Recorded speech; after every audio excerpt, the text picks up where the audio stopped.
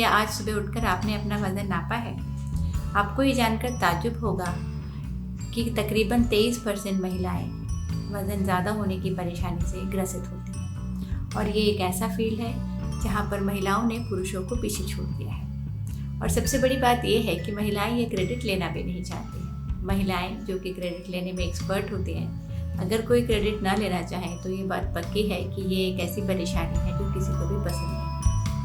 Studies में एक और बात सामने आई है कि वे महिलाएं जो एजुकेटेड ग्रुप को बिलोंग करती हैं, जो मीडिया फ्रेंडली हैं और फाइनेंशियली वेल टू डू हैं, उन महिलाओं में वजन बढ़ने की परेशानी ज़्यादा देखी गई है। तो आप समझ सकते हैं कि अगर एजुकेशन और फाइनेंशियल इंडिपेंडेंस के कुछ साइड इफ़ेक्ट्स हो सकते हैं तो वज़न बढ़ना उनमें से एक है। अब आप सोच के बताइएगा इसके क्या कारण हो सकते हैं। कमेंट बॉक्स में लिख के मेरे साथ ज़रूर शेयर करिएगा। आज जिस विषय पर हम बात करेंगे वो बात है ओबेसिटी या ओवरवेट और उसका एक कारण जो कि ट्रीटेबल है, जिसका इलाज किया जा सकता है, थायराइड डिसऑर्डर्स।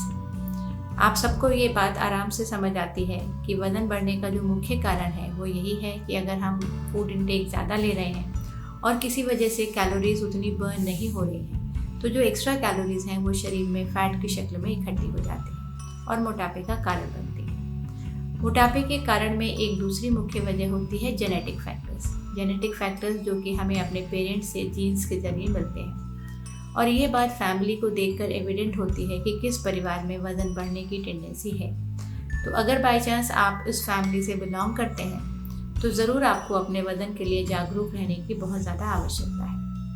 अब हम बात करते हैं थायराइड डिसऑर्डर्स की, जो कि वज़न बढ़ने का एक कारण है जिसको कि दवाओं के ज़रिए ठीक किया जा सकता है। तो आइए जानते हैं थायराइड डिसऑर्डर्स और वज़न की परेशानी। ऐसा कि सभी लोग जानते हैं कि थायराइड डिसऑर्डर्स को 2 हिस्सों में डिवाइड किया जा सकता है, हाइपोथायरॉयडिज्म और हाइपरथायरॉयडिज्म। हाइपोथायरॉयडिज्म यानी कि जहाँ पर थायराइड लेवल्स कम हैं और दवाओं से उन्हें सप्लीमेंट किया जाता है। वहीं पर हाइपरथायरॉयडिज्म जहाँ पर कि थायराइड लेवल ज़्यादा है और वो कुछ अलग तरीके की परेशानियों की वजह बनते हैं। आज हम बात करेंगे हाइपोथायरॉयडिज्म और उससे एसोसिएटेड वज़न से जुड़ी परेशानियों के बारे में। तो आइए शुरू करते हैं। थायराइड्स के मैनेजमेंट में 5 मुख्य बातों का ध्यान रखने की ज़रूरत है। सबसे पहली बात कि हमें इसके लिए अलर्ट रहने की ज़रूरत है। वे महिलाएं जिनको दिखाई दे रहा है कि उनका वज़न बढ़ रहा है, उनको पीरियड से संबंधित परेशानियां हो सकती हैं, वे महिलाएं जो कि प्रेग्नेंट होना चाहती हैं, उनको कंसीव करने में दिक्कत आ सकती है या बार बार अबॉर्शन होने की शिकायत हो सकती है। तो अगर ऐसे कोई भी लक्षण महिलाओं को दिखाई दे रहे हैं तो उन्हें ज़रूर अपने डॉक्टर की सलाह से अपने थायराइड लेवल्स चेक कराने चाहिए। यहाँ पर एक बात जो मैं बताना चाहूँगी कि अगर थायराइड लेवल ज़्यादा है और डॉक्टर ने आपको दवा लेने की सलाह दी है तो दवा को आप बिना डॉक्टर की सलाह के न बंद करें। बहुत बार महिलाएं अगर रिपीट चेकअप में थायराइड लेवल्स नॉर्मल आ जाते हैं तो दवा बंद कर देती हैं, जो कि एक बहुत बड़ी भ्रांति है। तो दवाइयों को बिना डॉक्टर की सलाह के कभी भी बंद ना करें। दूसरी बात जो थायराइड की दवा लेने के लिए ध्यान रखनी होती है वो होती है कि थायराइड की टैबलेट सुबह खाली पेट 1 गोली ली जाती है। ये एक बहुत छोटी सी और सस्ती टैबलेट है जो कि बहुत सारी परेशानियों से आपको बचाती है। दवा को सुबह खाली पेट लिया जाता है। कई बार महिलाएं अगर खाली पेट की दवा मिस कर जाती हैं, भूल जाती हैं किसी वजह से, तो वो दवा को लंच के 2 घंटे पहले भी ले सकते हैं। दवा लेने के बाद अगर आप 2 घंटे कुछ नहीं खा रहे हैं तो तकरीबन दवा का अब्जॉर्प्शन ठीक सा हो जाता है। तो इसलिए दवा मिस करने के बजाय जब भी आपको दवा की याद आती है आप दवा ले सकते हैं। तीसरी बात यहाँ पर मैं बताना चाहूँगी कि थायराइड के साथ खाने पीने के कुछ मॉडिफिकेशन करने बहुत ज़्यादा ज़रूरी होते हैं। जैसा कि आप जानते ही हैं कि थायराइड डिसऑर्डर्स में वज़न बढ़ने की शिकायत होती है, तो वो खाद्य पदार्थ जो कि वज़न बढ़ाते हैं उनको थायराइड डिसऑर्डर्स वाले पेशेंट्स को नहीं लेना चाहिए। इसमें सबसे ज़्यादा जो नुकसानदेह खाद्य पदार्थ होते हैं वो पदार्थ हैं जो कि ज़्यादा फैट वाले होते हैं, ज़्यादा तले भुने खाद्य पदार्थ हैं, प्रोसेस्ड फूड हैं जिसमें कि सॉल्ट की मात्रा और फैट की मात्रा ज़्यादा होती है, उनको अवॉइड करना चाहिए। इसके अलावा सोया प्रोडक्ट्स को भी अवॉइड किया जाना चाहिए। बहुत ज़्यादा मात्रा में अगर फूल गोभी, पत्ता गोभी, ब्रोकोली जैसी सब्जियां अगर ली जाती हैं तो वो भी थायराइड डिसऑर्डर्स में नुकसान करती हैं। थोड़ी मात्रा में इन सब्जियों को लेने में ज़्यादा कोई नुकसान नहीं होता है, लेकिन अगर अधिक मात्रा में ये सब्जियां ली जा रही हैं तो ज़रूर उनको अवॉइड करना चाहिए। इसके अलावा एक्सरसाइज एक ऐसा टूल है जो कि वज़न को नियंत्रित करने में बहुत ज़्यादा कारगर होता है। बहुत बार महिलाओं का कहना होता है कि हमारे लिए तो घर में ही बहुत काम होता है, इतनी एक्सरसाइज हो जाती है, तो हमें एक्सरसाइज की कोई ज़रूरत नहीं है, जो कि एक बहुत ही बड़ी भ्रांति है। इसको हमेशा ध्यान रखना चाहिए।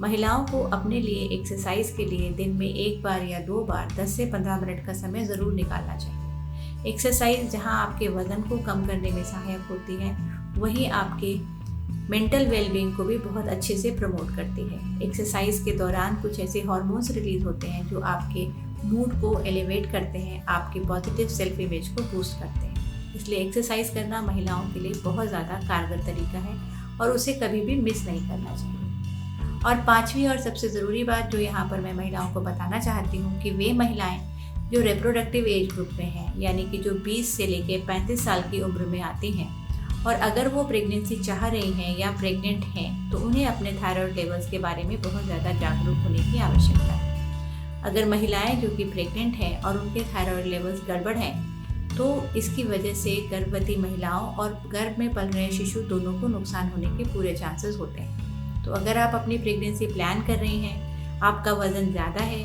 कभी पूर्व में आपको थायराइड से संबंधित कोई परेशानी हो चुकी है, तो ज़रूर प्रेगनेंसी प्लान करने से पहले अपने थायराइड लेवल्स को चेक कराएं और अपने थायराइड की दवा को पूरी गर्भावस्था के दौरान बहुत रिलीजियसली लें और उसको बिना डॉक्टर की सलाह के कभी भी बंद ना करें। तो थायराइड एक ऐसी ग्लैंड है जो हमारे शरीर के मेटाबॉलिज्म को रेगुलेट करती है, हमारे वज़न को कम रखने में मदद करती है और बाकी शरीर की सेहत पर भी बहुत अच्छा पॉजिटिव असर डालती है। तो इसलिए अपनी सेहत के बारे में जागरूक रहें। कोई भी समस्या हो तो ज़रूर अपने डॉक्टर से सलाह करें। आप मेरे साथ भी ऑनलाइन कंसल्टेशन बुक कर सकते हैं, इसका लिंक मैंने आपको नीचे दिया है।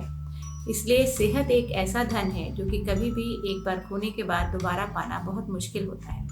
जागरूक रहिए, स्वस्थ रहिए और खुश रहिए। धन्यवाद।